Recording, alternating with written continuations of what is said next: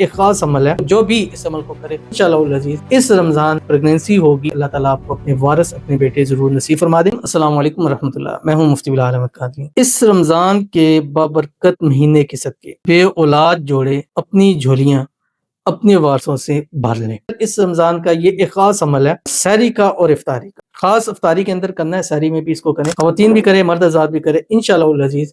اس رمضان اللہ تعالیٰ آپ کو کنسیو ضرور ہو جائے گی۔ ویڈیو کو لائک کیجیے گا، چینل پہ نہیں ہے چینل کو سبسکرائب نہیں کیا وہ ضرور کیجیے گا، ساتھ لگے بیل آئیکن کے بٹن کو دبائیے گا تاکہ آنے والی تمام لیٹسٹ ویڈیوز آپ کو بر وقت مل سکیں۔ تو چلتے ہیں اپنے وظیفے کی طرف جو میں نے آپ کے سامنے شیئر کرنا ہے۔ سحری کرنے سے پہلے یہ پڑھنا ہے اول آخر 3 7 11 مرتبہ درود ابراہیمی کے ساتھ جو نماز کے اندر پڑھتے ہیں، اللہم صلی علی محمد وعلی آل محمد کما صلیت علی ابراہیم وعلی آل ابراہیم انک حمید مجید، اللہم بارک علی محمد وعلی آل محمد کما بارکت علی ابراہیم وعلی آل ابراہیم انک حمید مجید۔